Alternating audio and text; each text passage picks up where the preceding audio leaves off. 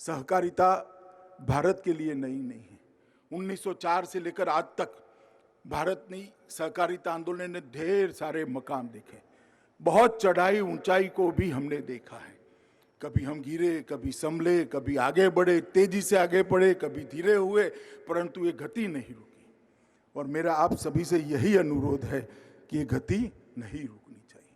आज इस अवसर पर मैं सहकारिता आंदोलन को बल देने वाले माधवराव गोडबोले, वैकुंठ भाई मेहता, त्रिभुवन दास पटेल, विठ्ठलराव विखे पाटिल, यशवंतराव चौहान, धनंजयराव गाडगिल और लक्ष्मणराव इनामदार जैसे कई लोगों को मैं याद करता हूं और इसको प्रणाम कर कर उनके आशीर्वाद से ये आंदोलन को एक नई गति देने के लिए हम आगे बढ़े, ऐसी प्रार्थना भी करता हूं। मित्रों, जो लोग आज भी मुझे कई लोग मिलते हैं, कॉर्पोरेट क्षेत्र के लोग भी मिलते हैं, पत्रकार भी मिलते हैं, अलग अलग पॉलिटिकल पार्टी के नेता भी मिलते हैं और सच अर्थ में मुझे पूछते हैं कि सहकारी आंदोलन रिलेवेंट है क्या, उसकी प्रासंगिकता आज भी बनी हुई है क्या, क्या सिद्ध होगा। मैं आज कुछ सहकारी आंदोलन की गुड प्रैक्टिसेस आपके सामने बताना चाहता हूं। सबसे पहले मैं गुजरात से आता हूं, मैं अमूल की बात करना चाहता हूं। अमूल का जन्म सरदार पटेल की दीर्घ दृष्टि से हुआ था। 1946 में अंग्रेजों ने एक फैसला किया कि किसानों ने कंपलसरी फर्जियात रूप से अपना सारा दूध एक प्राइवेट कंपनी को देना पड़ेगा। इसके खिलाफ एक आंदोलन हुआ खेड़ा जिले के अंदर। सरदार पटेल ने त्रिभुवन भाई को कहा कि जब तक आप दूध बेचने की व्यवस्था नहीं करते तब तक दूध का आंदोलन, ये इसके खिलाफ आंदोलन कभी सफल नहीं होता। और वहां एक शुरुआत हुई अमूल की। सरदार पटेल के मार्गदर्शन में त्रिभुवन भाई पटेल ने 2 प्राथमिक ग्राम दूध उत्पादक समितियों का पंजीकरण किया, जिसमें 80 किसान जुड़े हुए, सिर्फ 80 किसान। और वो अमूल आज कहाँ है? 2020-21 में उसका ग्रुप टर्नओवर 21,000 करोड़ को पार कर गया है मित्र, 53,000 करोड़ को, 53,000 करोड़ रुपीस उसको पार कर गए। एक दिन में लगभग 30 मिलियन दूध का प्रबंधन ये हमारा कोऑपरेटिव संस्थान करता है। इसके अंदर 36 लाख किसान परिवार जुड़े हुए हैं और विशेषकर महिलाओं को एम्पावर करने का काम किया है। मैंने तो गांव में देखा है, गुजरात में, शनिवार को जब महिला के हाथ में अपना चेक आता है या कैश आती है, इसके चेहरे पर हर्ष देखकर मन को बहुत अंदर तक शांति होती।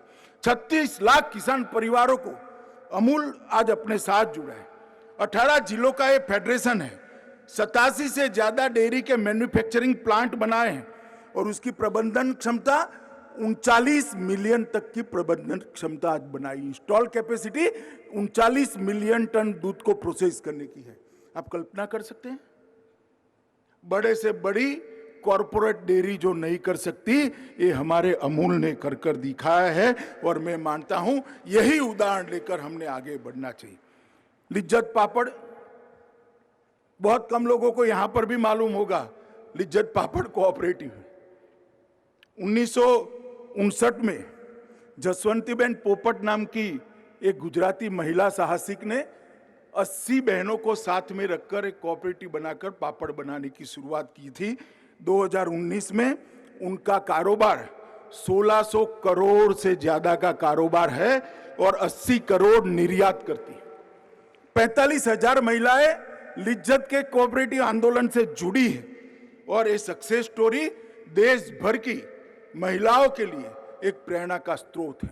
अमूल और लिज्जत दोनों आज सफल है तो देश की महिलाओं का इसके अंदर बहुत बड़ा योगदान है, दूध भरने में भी और पापड़ बनाने भी। इफको जो आज हमारे यजमान है, चेयरमैन साहब भी बैठे हैं, एमडी अवस्थी भी बैठे हैं। इफको ने इस देश की हरित क्रांति को एक नई दिशा देने का काम किया है। 1967 में 57 कोऑपरेटिव्स के साथ एक स्पेसिफाइड सोसाइटी बनी और वो बढ़ते बढ़ते बढ़ते आज 36,000 से ज्यादा कोऑपरेटिव को मेंबर बनाकर लगभग 5.5 करोड़ किसानों को उसका लाभांश पहुंचाती है। आप कल्पना कर सकते हैं एक बहुत बड़ी कंपनी अगर कुछ कमाएगी तो इसका सबसे बड़ा हिस्सा इसके मालिक के पास जाएगा, और इफको जो कुछ भी कमाएगी इसका पाई पाई ये 5.5 करोड़ किसानों के घर में जाएगा। इसी को कोऑपरेटिव। आज इफको ने लगभग देश के उर्वरक की पूरी जिम्मेदारी 2-3 और कोऑपरेटिव को साथ में लगकर उठाई, और मैं अभिनंदन करना चाहूंगा चेयरमैन साहब और एमडी का, अवस्थी का, कि इन्होंने नैनो टेक्नोलॉजी को जमीन पर उतारकर बहुत बड़ा काम किया। और इसके माध्यम से मुझे पूरा विश्वास है कि ये कोऑपरेटिव संस्थाओं के माध्यम से ही आने वाले दिनों में वो दिन दूर नहीं है कि उर्वरक खाद इंपोर्ट करने की जरूरत नहीं पड़ेगी, हम आत्मनिर्भर बनेंगे और हमारा उर्वरक हमारे देश में भी बढ़े। इसी तरह से क्रिप्को भी लगभग 9,500 समितियों का बना हुआ एक संघ है। उसकी मूड़ी, शेयर प्रदत्त मूड़ी लगभग 388 करोड़ है। शेयर धारकों को एक साल में 2118 करोड़ रुपए का लाभांश क्रिप्को ने दिया है। आप इससे कल्पना करिए, ये सब सक्सेस स्टोरी है। और इतना ही नहीं है, बहुत लंबी सूची है।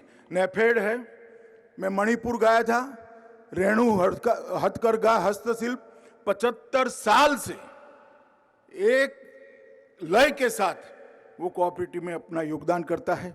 1925 से चलती हुई उरालुंगल श्रम अनुबंध सहकारी समिति केरल, थोटा मार्ता सहकारी संघ द्रावणगिरी कर्नाटक, कोझिकोड जिला सहकारी हॉस्पिटल, ढेर सारी चीजें जिन्होंने सहकारी आंदोलन के माध्यम से कैसे छोटे छोटे लोगों से पूंजी इकट्ठा कर देश के अर्थतंत्र और देश के विकास में कितना बड़ा योगदान दे सकते हैं, और सभी मुनाफा वो छोटे छोटे निवेशकों के घर में कैसे जा सकता है, इसका उदाहरण प्रस्तुत किया।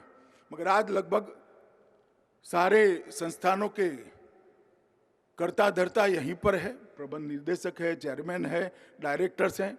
मैं सबको निवेदन करना चाहता हूं कि हमने काफी कुछ करना बाकी है। क्या बीज संस्करण में हमारी ये सफल कोऑपरेटिव अपना योगदान नहीं दे सकती है? क्या अच्छे बीज क्यों विदेश से लाने पड़ेंगे?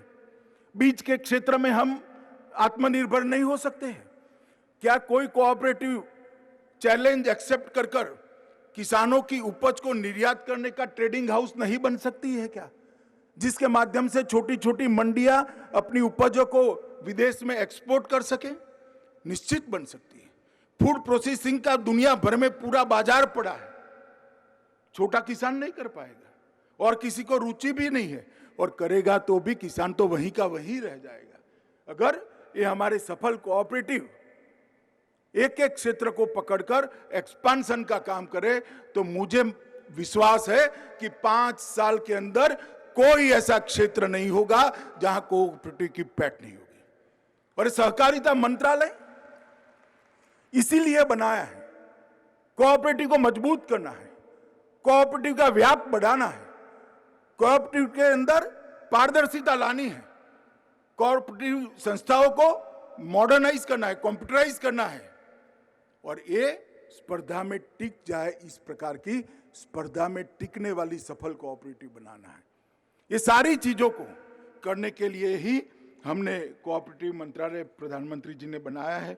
मित्रों, आज मैं आप लोगों को इसलिए बताना चाहता हूं, आप सब लोग कोऑपरेटिव संस्थाओं से जुड़े हुए लोग हैं, मगर जब तक जामवन ने हनुमान जी को नहीं कहा कि हनुमान जी आप रामेश्वरम से लंका तक समुद्र लांघ सकते हो, उनको विश्वास नहीं था। जब जामवन जी ने कहा कि हनुमान तुम हिम्मत करो, समुद्र तुम लांघ सकते हो, हनुमान जी ने कुदका लगाया और समुद्र लांघ गए। मैं आपको क्या बताऊंगा कोऑपरेटिव क्या है, आप सब मुझसे ज्यादा अनुभवी कोऑपरेटर है, परंतु मैं आज कुछ चीजें इसलिए बताना चाहता हूं जिससे हमारी स्ट्रेंथ का हमें परिचय हो। मित्रों, लगभग 91% गांव ऐसे हैं जहां छोटी बड़ी कोई न कोई कोऑपरेटिव संस्था काम करती है। दुनिया में कोई ऐसा देश नहीं होगा जिसके 51% गांव में कोऑपरेटिव की उपस्थिति। सहकारी समितियों की संख्या 8,55,000 से ज्यादा रजिस्टर्ड सहकारी समितियां हैं। लगभग क्रेडिट सहकारी समितियां 8.5 लाख से ज्यादा क्रेडिट कोऑपरेटिव सोसाइटी है। ऋण न देने वाली सहकारी समितियां 7 लाख से ज्यादा है। राष्ट्रीय स्तर के सहकारी संघ 17 से ज्यादा है। राज्य स्तरीय सहकारी बैंक 33 है। जिला स्तरीय सहकारी बैंक 363 है और लगभग 95,000 में से 63,000 पैक्स काम कर रहे हैं। एक दृष्टि से देखें तो हर 10वें गांव पर एक पैक्स है। मैं आगे बताऊंगा, ये संतोषजनक स्थिति नहीं है, मगर हर 10वें गांव में एक पैक्स होना दुनिया के सहकारिता के आंकड़ों का जब अभ्यास करते हैं तो अपने आप में एक बहुत बड़ी उपलब्धि है। ये पैक्स ही माध्यम है किसान का कल्याण करने का। ये पैक्स ही माध्यम है सरकार जो कम ऋण से लोन भेजती है किसान के लिए, ऋण का पैसा भेजती है, उसको पारदर्शी तरीके से उसके साथ पहुंचाने का ये पैक्स ही माध्यम है। तो सहकारिता से ही समृद्धि है, ये बात अमित शाह कह रहे थे। गांव से लेकर शहर तक आत्मनिर्भर होना होगा, ये तमाम बड़ी बातें कहीं। सहकारिता में गरीबों और पिछड़ों का विकास है, अब काम के दायरे को बढ़ाना है और सहकारिता भारत के संस्कारों में है। आप अमित शाह को सुन रहे थे। फिक्र आपकी, सोमवार से शुक्रवार रात 9 बजे सिर्फ TV9 भारतवर्ष पर।